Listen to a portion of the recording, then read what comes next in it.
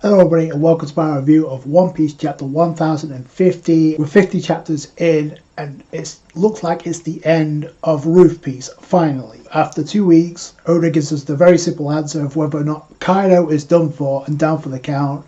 Yes, he is, which I'll get into my thoughts by the end, but we've got some development within this chapter. Speaking of development, let's go to the cover story with Vince Smokes, and indeed it was Ichiji and Reiju that saved Niji and Yonji, so we got that development so we can move along. And I'm curious if we're not going to see Katakuri where judges, if he's dealing with Cracker and Brule or dealing with Oven. I don't know, because we don't see a judge in this cover story. We haven't seen him since the beginning, when the last time we saw Ichiji and Reiju, so that's very curious. Other than that, I pretty much think unless we get some conflict, we're pretty much nearing the end of this cover story, which is good. Speaking of development, let's go to the beginning of this chapter where we see Kaido falling and he reverts from his dragon form into his humanoid form, or I guess his Oni form. We see him literally fall to the ground below, and then we see Luffy also falling. Yamato makes the break for it to catch Luffy, so that was pretty cool for Yamato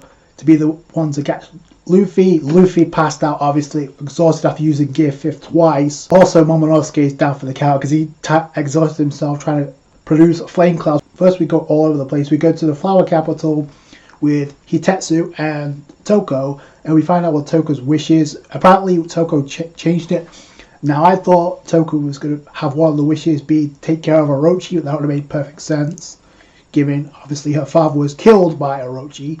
But apparently they're talking about Yasui let himself be caught so they could give the rest of Wano a chance for victory, which he did end up doing. So he gave his life, it wasn't for nothing. See Toko actually make a change in a wish, because at first Toko was like, oh, I want to see Daddy again, but she crossed that out and said thank you Daddy for it. So I thought that was pretty cool. Signifies the finale. And by the way, when we see Kaido fall, there's like the map of where Kaido and Big Mom have fallen, and it's pretty much the same location. It's similar location. It's the Mount Fuji volcano way beyond beneath the surface, so I don't know where they're at right now. It looks like they're burnt to a crisp because we see them just literally fall, and because we saw the Cypherport agent dip in the previous chapter, that's pretty much another way of the Straw Hats and the Worst Generation are going to get a bounty increase pretty soon.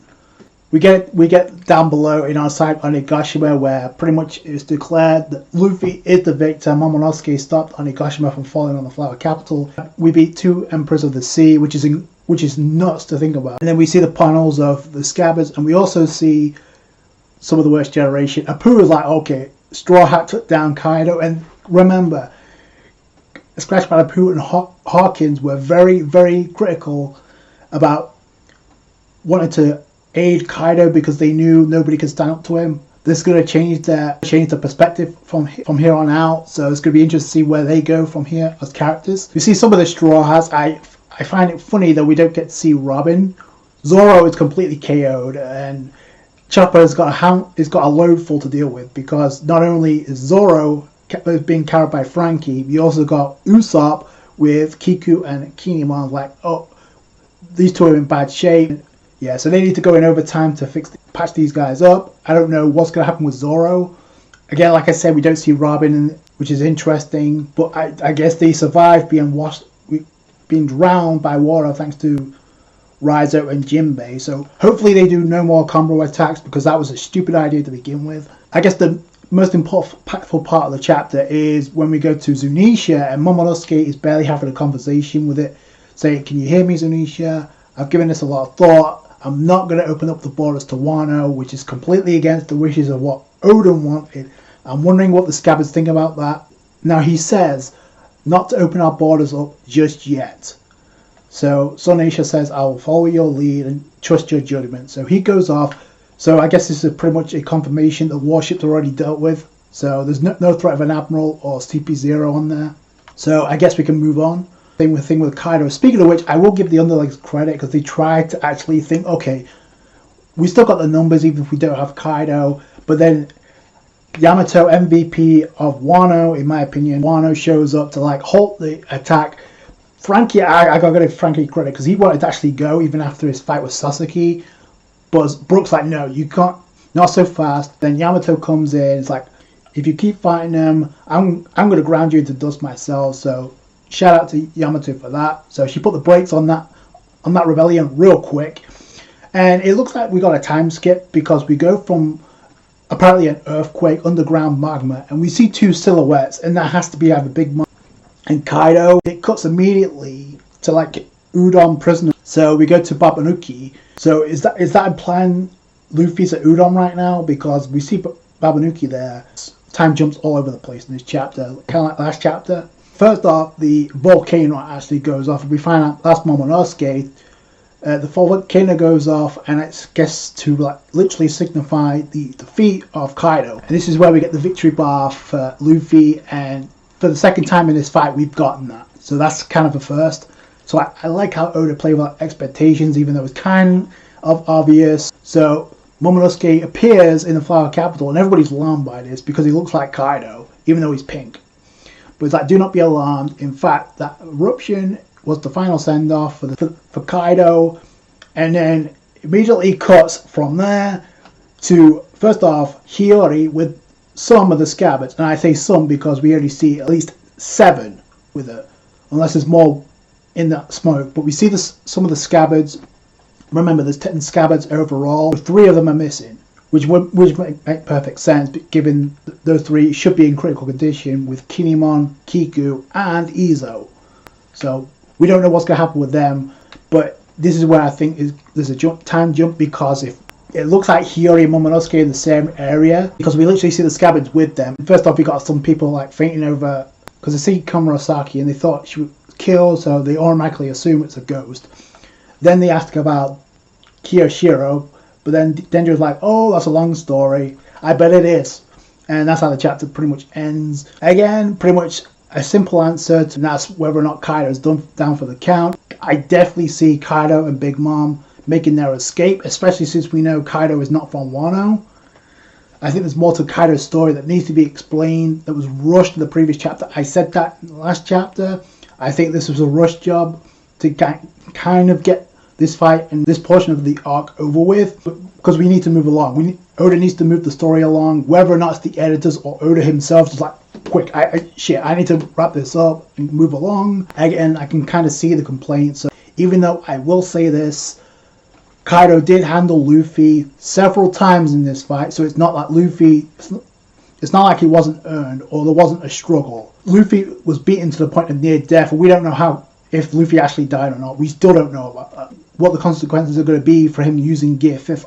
Again, we'll find that out pretty soon. I also think there's a time skip, because if, like I said, if Hiyori and Momonosuke are in the same place, that would imply they've had a reunion, which I don't think Oda would cut that out unless he's going back into that. He's going to show that in the next chapter. But like I said, it was pretty much a rush job to like get these plot points over with, get this fight over with, confirm it, and move along, move the story along. So that's what this chapter was. I can understand if people think it's underwhelming, but it is 50 chapters since the fight actually started. This portion of the fight, ONEPIECE began. It can't go on forever. It has to end at some point. Whether or not you think the ending was underwhelming, it was satisfactory for both Yonko, not just Kaido, but Big Mom as well. Again, I don't think they're done in the story, not by a long shot, so we'll have to wait and see. Until I reserve judgment, we don't really know what's going to happen with them. They could reappear. I think it's kind of foreshadowed that Big Mom has to return at some point, especially with Elbaf. Yeah. So, and we need to know more about Kaido and Kaido's character. Now he's been defeated. Where's that going to take his character? Because I don't think Oda's going to just like send them off in a volcano and just have that be the end of them. Like, no. Unless he's really rushing the story along, then that's crazy. So, a very simple chapter, very effective, like to get us to the next portion of the finale of this arc, which it looks like we're going to have that banquet after all, because no admirals on those warships, there's no CP0 agents, unless that one comes back or Rob Lucci shows up to kidnap Robin. We don't know. Again, this arc is not done, so we don't know what's going to happen, but I am curious, now we're in the final stages of this arc, to move along, because we're going to get the world building aspect of what's been going on elsewhere outside of Wano. So I'm really curious. Also, the fact that Momonosuke says not to open the borders to Wano just yet is very interesting. I'm wondering once the Straw Hats make it to Laughdale, is that where the border's going to open? Because that goes against the wishes of what Oden wanted, and we know that's what the Scabbards was following those wishes. But now it looks like Momonosuke is going to be deemed the new Shogun, because he's literally, well, he's the right appearance. I don't know if he's the right age, because he still has the mentality of an 8-year-old. Pretty much we have to get the reunion of Hiyori and Momonosuke. If that got skipped over in this chapter, we have to see it in the next chapter, you would think. Also, the rest of the Straw Hats have to join up as well. I can't wait to see where that goes. Overall, what do you guys think about overall of Wano in general? Like I said, it's been really good moments, really great moments. Obviously, it's not done yet, but obviously the meat of the arc is pretty much over with. The conflict is over. Unless something crazy happens, then we can talk. But like I said, for me, one of the favorite characters coming out of this is obviously Yamato, and obviously one of the best handled fights for me was Black Mario versus Robin, so that was really good too. Like, this is a very simple chapter, but it moves the plot along, so let's see where it goes. That's going to do it for you guys. Thanks so much for watching. Like the review if you did, thumbs up, I appreciate that. Subscribe to for more One Piece. Catch you guys later. That's guys, bye.